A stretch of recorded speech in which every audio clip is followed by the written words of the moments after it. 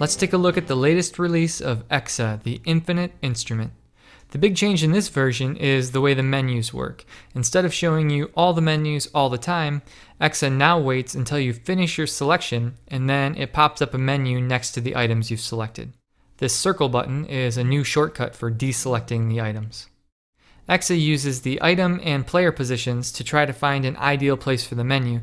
That way you don't have to walk across the layout to get to your menu. Instead, it comes to you.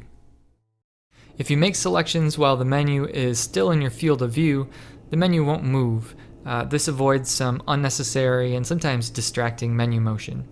Instead, the menu will wait to move until you have turned your head away, or the menu has moved too far away, or the menu is facing in the opposite direction. This new menu system also works for items like loops and sections. The menus don't always appear in the perfect position, but one thing you can do is look in the direction that you'd like to see the menu, and that will give EXA a hint about where to put it. To avoid too much clutter from menus, each new selection now deselects everything else. The application and layout menus are always available. You can save and load layouts here, group items, and create new sections and documents. And in the application menu, you can find audio, visual, and interaction settings that EXA remembers each time you load the app. There's a new setting to disable the grip to grab feature, which can be really helpful if you find yourself squeezing your controller tightly while you're playing and you don't want to accidentally grab things. If you enable the live menu motion setting, the menus will appear as soon as you begin your selection process. While your multi-select is active, the menus will keep moving into your field of view. Once the menus are where you want them, release your grab to lock them in place. The other big feature in this release is the new document interface. A document can contain pages filled with image and text files, and you can configure EXA to look for files in certain folders on your computer. The document menu lets you insert pages at the current position, delete the current page, or delete all the pages, and you can also deselect or delete the document entirely.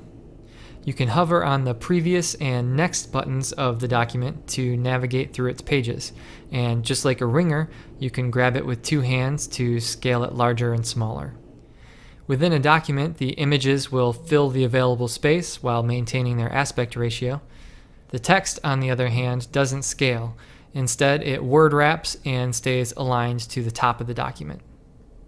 For all the new EXA players out there, one of the first things that you'll see now is a large document filled with tutorial graphics that cover EXA's basic controls, how EXA's ringers work, how to snap new tools onto your handle, how to use the play tool, the mute tool, how to draw new ringers, how to grab items and stretch them, how to multi-select items, how to record your own loops and turn those loops into sections, and a general overview of how EXA's menu system works. Normally, each of EXA's ringers sustains independently of the others, but in this release, there's a somewhat hidden feature where each new ringer hit will mute the previous one.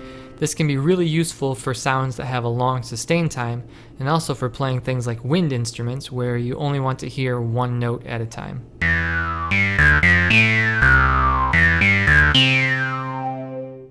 This release also has a fix to the proximity-based mute tool.